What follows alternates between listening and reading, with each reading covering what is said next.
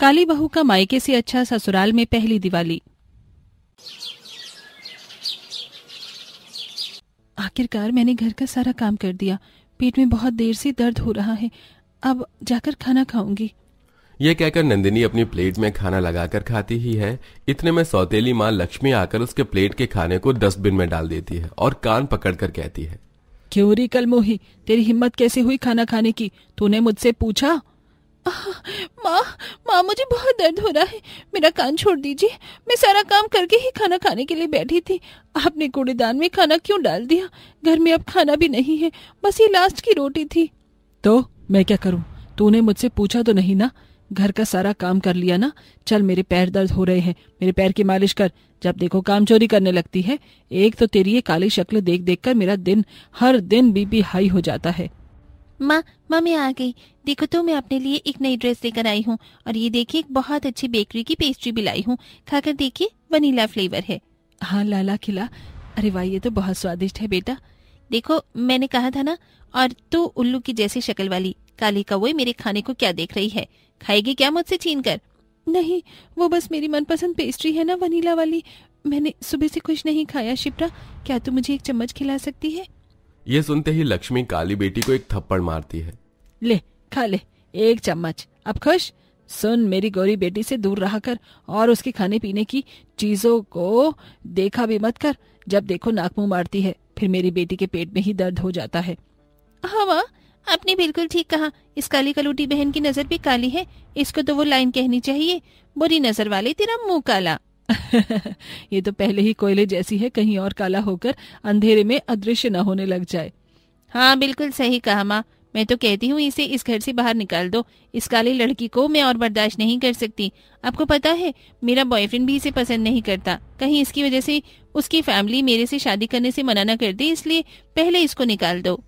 बिल्कुल ठीक कह रही है मेरी बच्ची। इस काली बेटी के चक्कर में मैं गोरी बेटी का भविष्य तो नहीं बर्बाद कर सकता ना। चलो, आपने मेरी इस बात को तो माना, वरना आपको तो अपनी काली बेटी ही दिखाई देती थी। सच कहूँ तो अब लोग मुझे भी काली बेटी का पिता बोलते हैं। ये सुनकर मैं पक चुका हूँ। अब से मेरी एक ही बेटी है, शिप्रा। शादी के बाद तो मैं इसे पूछूंगा भी नहीं। पिताजी, क्या मैं इतनी बुरी हूँ कि आप मुझे अपनी बेटी भी स्वीकार नहीं कर सकती? मेरा कालापन इतना चुभता है आपको? हाँ, मुझे तेरी काली माँ भी पसंद नहीं थी। मेरे माँ बाप ने मेरी शादी जबरदस्ती तेरी काली माँ से करवा दी थी, और उसके बाद तो भी मेरी जिंदगी में बेटी भी काली आ गई। खुद तो मर गई, लेकिन तुझे मेरे पास छोड़ गई। फिर मैंने लक्ष्मी से शादी कर ली, और मुझे खुशी है कि शिप्रा मेरी बेटी है। तभी शिप्रा अपने पिता को गले लगा लेती है। ये सुन नंदिनी के दिल में मानो सुई सी चुभ जाती है। वो रोते हुए ऊपर जाकर तारे को देखती है और अपनी माँ को याद करती है। माँ, इस दुनिया में तेरे अलावा कोई मेरा नहीं है, और तू भी मेरे पास नहीं है। सोचा था पिताजी तो मुझे अपना समझेंगे, लेकिन नहीं, पिताजी ने भी आज मेरे सर से अपना हाथ खींच लिया। मैं उनके लिए कोई मायने नहीं रखती। काश आपके साथ मैं भी इस दुनिया से चली जाती तो बेहतर होता। आज तक सिर्फ मुझे यहाँ पर गाली गलौच और मार ही मिली है। ना कभी खाने को देते, ना कभी अच्छे कपड़े, और तीज त्योहार पर तो मुझे दूध में से मक्खी की तरह दूर फेंक दिया जाता है। ये कहते कहते नंदिनी छत पर ही आसमान के नीचे सो जाती है। पर सौतेली माँ और बहन नंदिनी का जीना हराम कर देते हैं। उसे ढेर सारा काम करवाते हैं। कुछ ही दिनों में मोहन अपनी बेटी की शादी एक मामूली से घर में कर देता है, जहां नंदिनी का स्वागत भी बड़े धूमधाम से होता है, और बहू के आने पर ससुराल वाले उसे तोहफा देते हैं। भाभी, आप सोच क्या रही हैं? ये लीजिए मेरी तरफ से आपके लिए पायल। मैंने पहले ही सोच के रखा था, जो भी मेरी भाभी आएंगी उनको मैं ये पायल दूंगा। आपका बहुत बहुत शुक्रिया देवर जी। ये तो कुछ नहीं है, हम सब ने तेरे लिए कुछ ना कुछ तोहफे सोच के रखे हुए हैं। ये ले तेरे लिए कंगन, तेरे पहले शगुन के मुझे पता है, तो खाना बहुत अच्छा बनाएगी। और मेरी तरफ से ये चांदी के बिछुए, और मेरी तरफ से ये लाल साड़ी। घर में कदम रखते ही ससुराल वालों का प्यार पाते ही नंदिनी की आंखों से आंसू छलक जाते हैं। माँ जी, अभी तो मैंने कुछ भी नहीं किया, और आपको मुझ पर इतना विश्वास है कि मैं खाना अच्छा बनाऊंगी। आप सब बहुत अच्छे हैं। अरे तुझे पता नहीं है अभी तेरे ससुराल वाले कैसे हैं। देखना, तेरी आंखें बार बार नम हो जाएंगी हमारा प्यार देखकर। माँ ने बिल्कुल ठीक कहा।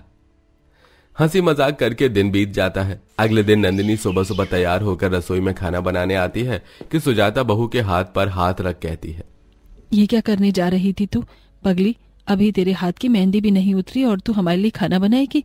चल कमरे में जा, हम नई बहू से काम नहीं करवाते। हम तो तुझे दिवाली पर भी काम न करने दे, पता है ना अगले हफ्ते ही दिवाली है। ये सुन नंदिनी की आंखों में आंसू आ जाते हैं और वो अपने मायके के पल को याद करती है जहां उसकी सौतेली माँ नंदिनी को जबरदस्ती उठाकर रसोई में खाना बनाने के लिए भेज देती है। बहुत सो लिया तूने, अब चुपचाप खाना बना दिया और 10 मिनट के अंदर तूने ब्रेकफास्ट तैयार नहीं किया ना तो मेरा लोहे का डंडा और तेरे नरम हाथ, सोच ले अब। और हाँ, दिवाली की सफाई भी करनी है तो आज की डेट में पूरा घर साफ हो जाना चाहिए। जी माँ। बहू का आंख हो गई तो वही खुशी के आंसू। जी माँ जी, मैं बहुत खुशनसीब हूँ कि मेरा मायके से अच्छा ससुराल है। लेकिन क्या आप लोगों को मैं गंदी नहीं लगती? मेरी काली सी शक्ल है, आज तक सब लोगों ने मुझसे नफरत ही की है। आप हैं कि इतना प्यार कर रही है। क्योंकि बेटा, इंसान को चेहरे के रंग से नहीं उसके दिल से परखना चाहिए, और तेरा दिल तो सोने का है। जानता हूँ तेरी सौतेली माँ की बात करने से पता चल गया था कि वो तुझसे कितनी नफरत करती है। हाँ, पर यहाँ मेरी काली बहू को सिर्फ प्यार ही प्यार मिलेगा। हाँ, और हाँ, दिवाली की सजावट के लिए तैयारी करना शुरू कर दो और ढेर सारी मिठाई मंगाना। जी। अगले हफ्ते दिवाली आ जाती है जहां सुबह सुबह बहू को सास नई साड़ी, जेवर और मिठाई देती है। ये ले बहू, आज तू सब पहनेगी। जानती भी है चांदनी चौक की मजबूत जगह से लेकर आई हूँ खास तेरे लिए। थैंक यू माँ जी, इसे पहनकर तो मैं बहुत अच्छी लगूंगी। एक मेरा मायका था जहाँ वो मुझे आज के दिन कोई कपड़े नहीं देते थे, फटे पुराने कपड़े में रहती थी।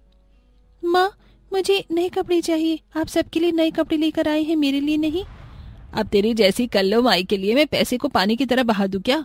तुझ पर कुछ अच्छा नहीं लगता, चुपचाप से वही पहन जो तेरे पास है। माँ, मेरे कपड़े आप बहुत अच्छे लाए हैं। अच्छा है आपने इस काली कलोटी बैंगन लूटी को कुछ नहीं दिया। बहू, अरे मायके वाले बड़े खराब थे लेकिन तेरे ससुराल वाले बहुत अच्छे हैं। चल तैयार हो जा, मैं चाहती हूँ मेरी बहू बहुत सुंदर दिखे आज। शाम के पूजा से पहले नंदिनी सास के दिए कपड़ों में बहुत सुंदर तैयार होती है, जहां वो बहुत सुंदर रंगोली बनाती है। वहीं एक तरफ मायके में उसकी रंगोली को खराब कर दिया जाता था। लक्ष्मी पूजन के बाद सब लोग एक दूसरे को मिठाई खिलाते हैं। मिठाई खाकर नंदिनी की आंखों में आंसू आ जाते हैं। क्या हुआ नंदिनी, तुम रो क्यों रही हो? मिठाई में मिर्च थी क्या? नहीं नहीं, मुझे अपने मायके की दिवाली याद आ गई जहाँ मम्मी पापा और मेरी बहन मुझे एक सस्ती मिठाई भी नहीं खाने देते थे। महंगी मिठाई तो बहुत दूर की बात, और यहाँ इतनी सारी मिठाई है कि मैं कुछ भी खा सकती हूँ। भाभी, आप कुछ भी खा सकती हैं, उसके बाद हम पटाखे फोड़ेंगे। पटाखे से याद आया, मैंने पिछली दिवाली पर अपनी बहन से पटाखे मांगे थे, उसने मुझे पटाखे दिए थे। चलो इस पटाखे को ही जला देती हूँ। उस पटाखे को जलाते ही नंदिनी के हाथ पैर जल जाते हैं। माँ, पापा, शिप्रा, मुझे बचाओ, मेरे हाथ पैर जल गए। आए ना मजा और मना दिवाली। माफ करना काली बहन, मैंने तुझे खराब बम दे दिया। उस दिन मैं बहुत रोई थी, कोई मेरे पास नहीं था।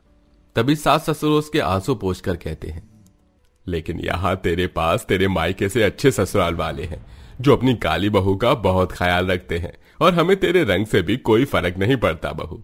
हाँ, और अब से तेरे ससुराल में हर दिवाली तेरी बहुत खास मनेगी, समझी तू? और हम तेरे सास ससुर नहीं, माँ बाप ही हैं, समझी?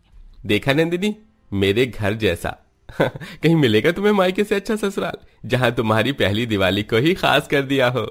जी नहीं, आप सब बहुत अच्छी हैं और मैं अपने परिवार से बहुत प्यार करती हूँ। इस तरह नंदिनी अपने मायके से अच्छे ससुराल में अपनी पहली दिवाली को बेहद खास तरीके से मनाती है।